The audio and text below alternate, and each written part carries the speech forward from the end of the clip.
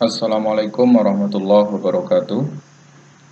Saudara-saudara, kita berjumpa kembali dalam perkuliahan.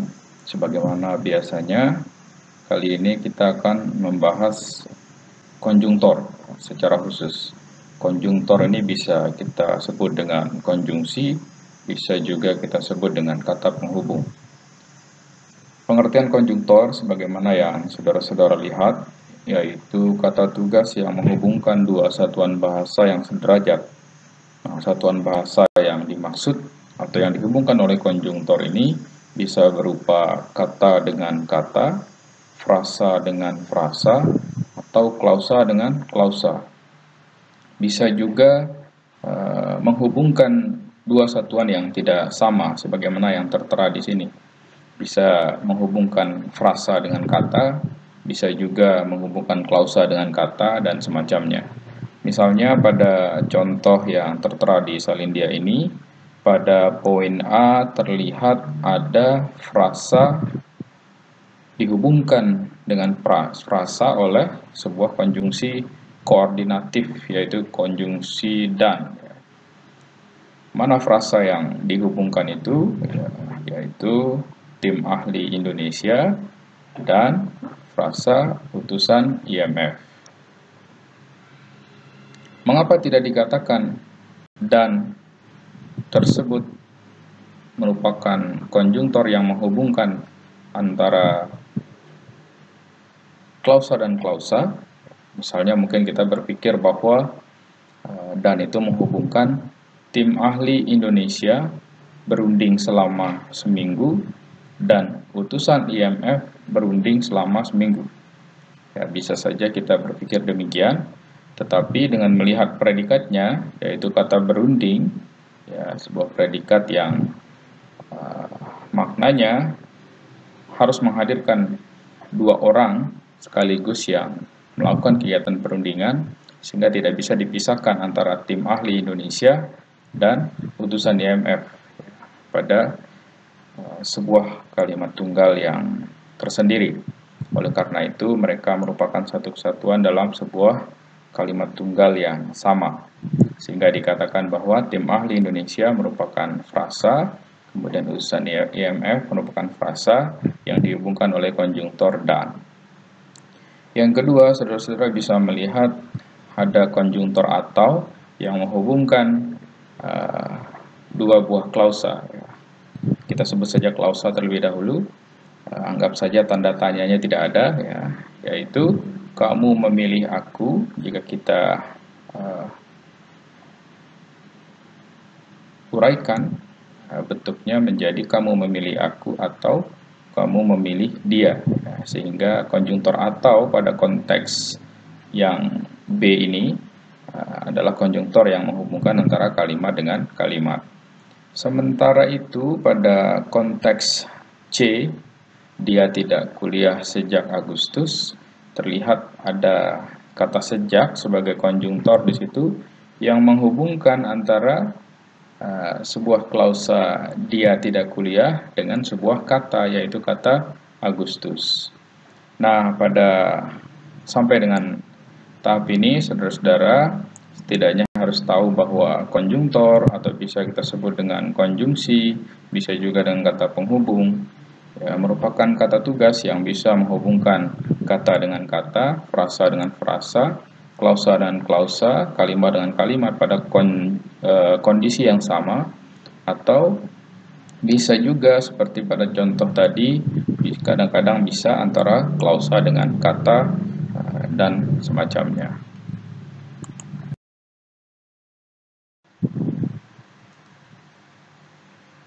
Nah, saudara-saudara, selanjutnya adalah konjungtor dalam bahasa Indonesia. Kita mengenal ada 4 jenis konjungtor setidaknya, yaitu konjungtor koordinatif sebagaimana yang saudara-saudara lihat di salindia ini. Selanjutnya nanti dan akan dijelaskan masing-masing secara berurutan. Ada konjungtor korelatif, konjungtor subordinatif, dan konjungtor antar kalimat. Di Salindia ini sudah tertera beberapa contoh konjungtor koordinatif, ya, seperti dan, tetapi, sedangkan, serta, padahal. Dan masih ada beberapa konjungtor koordinatif lain yang tentunya belum tampil di sini, dan itu nanti akan saya tugaskan pada saudara-saudara untuk mencari konjungtor lain sekaligus membuat kalimat dengan konjungtor tersebut. Begitu pula pada jenis-jenis konjungtor lainnya nanti.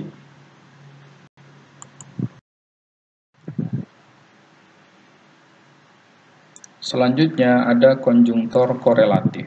Konjungtor korelatif ini adalah konjungtor yang berpasangan.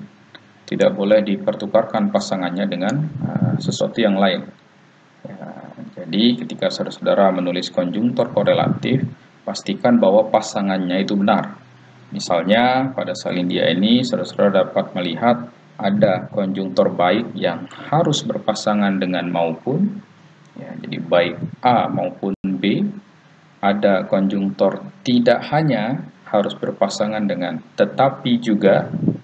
Ya, jika saudara-saudara hanya menulis tidak, ya, tanpa kehadiran kata hanya, berarti pasangannya harus dengan tetapi. Jadi tidak A tetapi B, atau tidak hanya A tetapi juga B. Pada poin C, saudara-saudara bisa melihat kata demikian, ya, berpasangan dengan kata sehingga. Jadi demikian A sehingga B. Begitu pula pada D, saudara-saudara dapat melihat ada jangankan, ya, dengan pasangannya yaitu pun. Ya, jangankan A, B pun, ya, apa, begitu ya. Seperti pada yang saudara lihat di poin D. Jadi silakan diperhatikan. Ada juga misalnya bentuk konjungtor korelatif bukan yang pasangannya itu harus dengan konjungtor melainkan, seperti pada tidak harus dengan tetapi, bukan dengan melainkan, dan itu tidak boleh dipertukarkan. Nah, hal ini harus saudara-saudara ingat, ya, mana saja yang menjadi contoh konjungtor korelatif, dan silakan dipraktikkan dengan sebaik-baiknya ketika saudara-saudara nanti menulis, ya, atau menulis akademik. Nah, saudara-saudara, selanjutnya adalah konjungtor subordinatif. Pada Salindia ini, saudara-saudara bisa melihat ada banyak contoh konjungtor subordinatif yang telah dikelompokkan berdasarkan klasifikasi tertentu, ya, atau sudut pandang tertentu. Dan saudara-saudara, tidak hanya yang terlihat di Salindia ini sebenarnya, sebagaimana pada pembahasan konjungtor sebelumnya, di luar Salindia ini juga masih ada, ya, konjungtor-konjungtor subordinatif yang nantinya akan menjadi tugas saudara untuk mencarinya, sekaligus membuat kalimat untuk masing-masing konjungtor tersebut.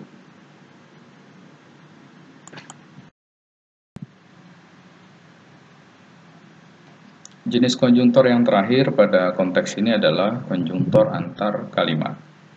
Nah, saudara-saudara, konjungtor antar kalimat posisinya adalah menghubungkan kalimat yang satu, tetapi kalimat yang satu itu sudah selesai dengan kalimat berikutnya. Nah, apa yang disebut dengan sudah selesai? Berarti kalimat itu sudah diakhiri dengan tanda titik. Misalnya pada poin A, kami tidak sependapat dengan dia, titik, ya, kalimatnya sudah selesai. Kemudian muncullah konjungtor antar kalimat di situ. Ya, misalnya biarpun begitu pada poin A, lalu ada sesudah itu pada poin B, dan selain itu pada poin C. Nah, yang paling penting di Salindia ini adalah saudara-saudara harus berhati-hati bahwa posisi konjungtor antar kalimat, ya, mohon selalu diingat posisinya setelah tanda titik ketika kalimat sebelumnya selesai. Sementara itu, posisi konjungtor yang selain konjungtor antar kalimat itu berada di dalam sebuah kalimat atau konstruksi kalimat yang utuh, ya. Jadi tidak berada di posisi setelah kalimat. Baik yang koordinatif, subordinatif, dan korelatif, sekali lagi, itu posisinya berada di intra kalimat atau di dalam kalimat yang sama. Apakah bentuknya adalah kalimat majemuk, ya pastinya kalimat majemuk, karena kehadiran konjungtor akan membuat kalimat itu menjadi kalimat majemuk, terutama yang koordinatif dan subordinatif, sehingga saudara-saudara tidak boleh menempatkan konjungtor-konjungtor tersebut pada posisi seperti posisi konjungtor antar kalimat. Dan banyak sekali orang yang melakukan itu.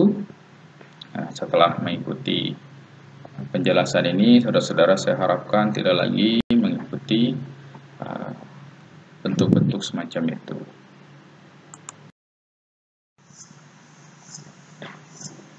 Nah, saudara-saudara, selanjutnya kita belajar soal kalimat. Ya, di dalam bahasa Indonesia kita mengenal ada kalimat tunggal dan kalimat majemuk.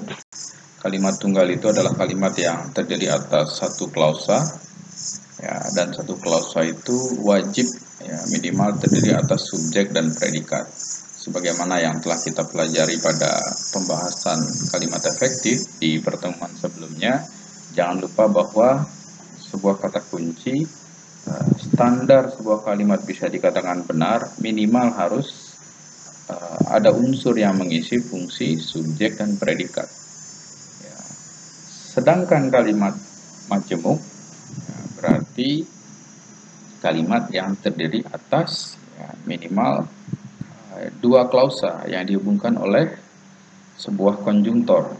Jadi minimal dua klausa dihubungkan oleh sebuah konjungtor, dan bisa juga bertambah klausa berikutnya dan dihubungkan oleh konjungtor juga, sehingga kita kadang-kadang mengenal ya, ada yang kita sebut dengan kalimat majemuk setara, ya, ada kalimat majemuk bertingkat, ada juga kalimat majemuk kompleks. Ya. Nah, saudara-saudara, di dalam memahami kalimat tunggal, kita juga harus tahu soal predikat. Ya. Predikat terutama yang berupa predikat verba, ya, atau kategorinya adalah kata kerja atau verba. Apa yang penting dari verba ini? Sebagaimana yang dikatakan tadi, bahwa pertama yang kita cek di kalimat itu adalah apakah ada S dan P, ya, minimal ada S dan P. Subjek dan predikat ada, tidak sampai di situ. Kita juga harus mengecek predikatnya. Ya, predikatnya itu apakah verba atau bukan. Jika verba, kita harus cek kembali apakah verbanya transitif atau tidak transitif. Yang dimaksud dengan transitif di sini adalah verba itu mewajibkan kehadiran sesuatu di sebelah kanannya, entah satu atau dua. Ya, artinya kalau sesuatu yang entah satu atau dua itu tidak ada, berarti kalimat itu tidak berterima. Misalnya pada contoh B, ya, ada konstruksi ibu membeli roti. Kita cek, jika konstruksi itu hanya tertulis ibu membeli, ya, dicek pertama kali ibu adalah subjek dan membeli adalah predikat, kita akan mengatakan bahwa kalimat itu sudah berstandar, yaitu karena adanya S dan P. Tetapi tidak hanya itu, saudara-saudara, sekali lagi sebagaimana yang saya sampaikan tadi, juga harus mengecek apakah verbanya itu atau predikatnya itu merupakan verba yang transitif, dan membeli merupakan contoh verba yang transitif. Jika saudara-saudara bertanya bagaimana contoh-contoh dalam untuk mengenali verba-verba yang transitif, secara awam kita bisa cek apakah verba itu diawali oleh me, ya, atau verba yang diawali oleh me dan sekaligus diakhiri oleh kan, juga verba yang diawali oleh me juga diakhiri oleh i. Jadi ada tiga. Jika saudara bertemu dengan verba atau predikat yang berupa verba yang ada me, mekan atau mei, segera curigai bahwa verba tersebut merupakan verba transitif. Artinya kemungkinan besar ada sesuatu yang harus ada di sebelah kanannya. Nah, ketransitifan ini terbagi menjadi dua, ada yang eka transitif. Eka itu berarti satu, hanya membutuhkan atau mewajibkan satu hal atau satu unsur berada di sebelah kanannya. Dan yang kedua ada yang dwi transitif atau dua, ya. Artinya mewajibkan dua hal atau dua unsur berada di sebelah kanannya. Misalnya ibu membeli, ya, membeli itu eka transitif, cukup roti selesai, menjadi ibu membeli roti. Sementara di dwi transitif tidak bisa jika hanya satu yang ditampilkan di sebelah kanan predikatnya. Misalnya kita akan menulis ibu membelikan adik. Ya, ibu membelikan adik merupakan sebuah konstruksi yang belum selesai karena verba membelikan sebagai predikat di situ atau yang mengisi fungsi predikat itu mewajibkan kehadiran dua hal atau dua unsur di belakangnya yang menjadi objek dan yang menjadi pelengkap sehingga menjadi ibu membelikan adik mainan. Nah, di poin A disebut dengan tak transitif, artinya tidak mengharuskan kehadiran objek. Ya, dengan hadirnya verba tersebut, ya kalimat selesai, konstruksi berterima. Cukup kita periksa ada S, ada P, selesai. Misalnya, ibu camat sedang berbelanja. Nah, bagaimana ciri-ciri yang tak transitif atau verba yang tidak transitif? Ya, saudara-saudara bisa melihat apakah verba tersebut diawali oleh diawali oleh ke dan diakhiri sekaligus oleh an atau ke-an, ya, bisa juga verba yang diawali oleh ter, ya, dan semacamnya. Nah, saudara-saudara, pada salindia ini pesannya ada dua, ya, yaitu soal kalimat tunggal, dan tadi sempat dibahas sedikit soal kalimat majemuk, dan yang kedua adalah soal ketransitifan verba. Ya, sekali lagi kami tekankan bahwa saya tekankan, maksud saya, bahwa transitif itu, kalimat itu ketika dicek, ya, pertama pastikan bahwa ada yang mengisi fungsi S atau subjek dan yang mengisi fungsi P atau predikat. Setelah itu saudara harus cek P-nya atau predikatnya, apakah berupa verba yang transitif atau tidak. Jika transitif, ya, dan tidak ada sesuatu di sebelah kanannya, berarti kalimat itu tidak standar, tidak berterima, ya. Begitu pula sebaliknya.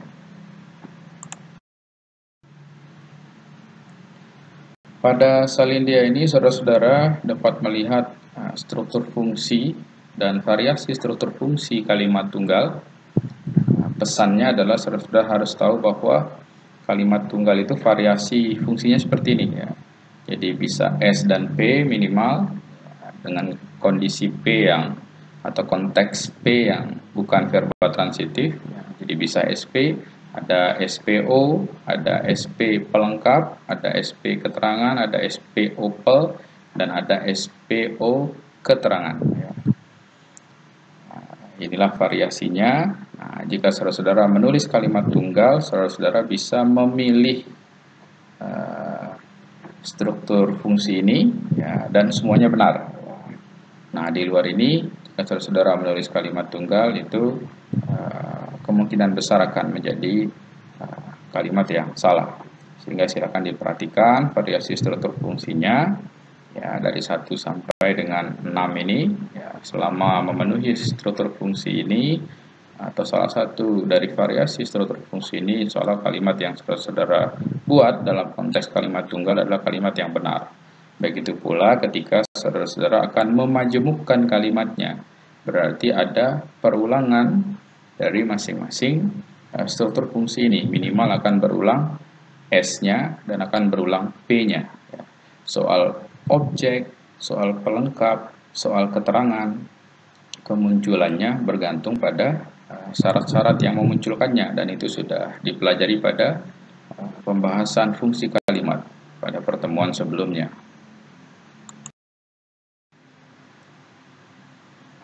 Nah, saudara-saudara, jika pada salindia sebelumnya kita sudah membahas kalimat yang predikatnya berupa verba atau kata kerja, yang tadi kita fokuskan pembahasnya pada ketransitifan atau tidak, Selanjutnya kita akan melihat contoh-contoh kalimat yang berpredikat selain verba, dan kalimat-kalimat semacam itu juga berterima. Pada poin 2 ini kita melihat kalimat yang berpredikat adjektiva. Misalnya di poin A ada kata sakit, ya, itu menduduki fungsi predikat dan kategorinya adalah adjektiva. Pada poin B ada kata benar. Kemudian pada poin C predikatnya adalah agak aneh, ya, dengan subjek alasan para pengunjuk rasa. Di poin D kita melihat ada predikat berani melawan, ya. Jadi fokusnya pada inti berani berupa adjektiva, dan yang E ada predikat berupa atau berkategori adjektiva, yakni kata takut. Selanjutnya adalah kalimat yang berpredikat nomina. Ya. Pada poin A ada predikat guru saya dan kata dia sebagai subjek. Pada poin B ada cetakan Bandung berupa frasa nomina, ya, yang intinya adalah nomina, sementara subjeknya adalah buku itu. Dan pada poin C ada predikat pencurinya, ya, yang berkategori nomina juga dengan subjek orang itu.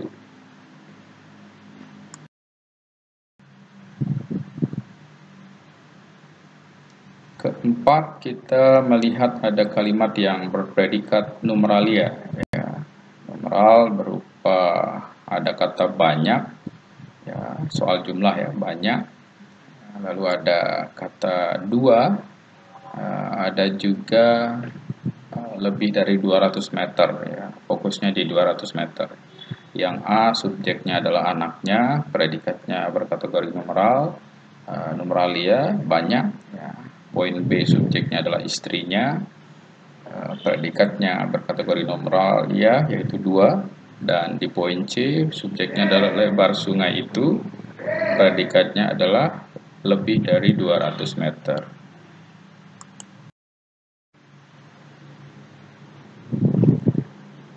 Nah, saudara-saudara, yang terakhir adalah kalimat berpredikat preposisi. Misalnya pada A kita melihat ada ke pasar atau sedang ke pasar sebagai paket yang merupakan predikat. Kemudian di poin B ada di dalam kamar, ya, berupa preposisi dan itu menduduki fungsi predikat. Di poin C ada untuk Tejo sebagai predikat dan itu juga preposisi.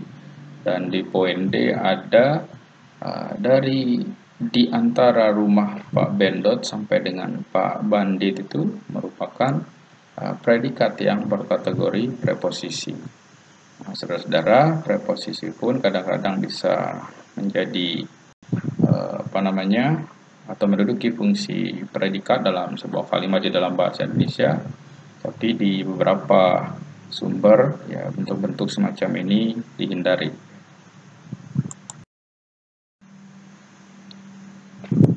Selanjutnya ada kalimat inversi.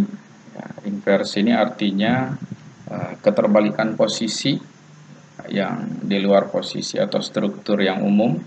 Misalnya predikat mendahului subjek yang umumnya subjek mengawali kalimat, lalu predikat dan seterusnya. Di contoh ini konstruksinya tertulis ada kabar bahwa dia telah meninggal. Ya, seharusnya kabar bahwa dia telah meninggal sebenarnya adalah subjeknya, ada itu adalah predikatnya.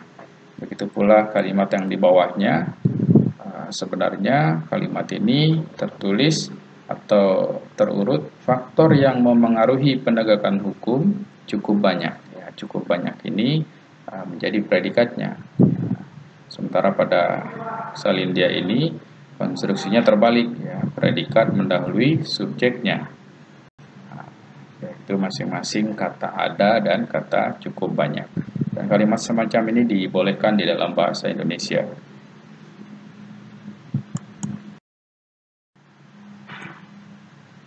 Nah, saudara-saudara, yang terakhir kita bahas sedikit soal kalimat pasif. Kemasipan kalimat di dalam bahasa Indonesia terdiri atas dua cara. Cara yang pertama seperti pada poin A, ada kalimat aktif, Pak Toha mengangkat asisten baru. Cara memasifkannya adalah asisten baru sebagai objek pada konteks ini dipindahkan ke depan.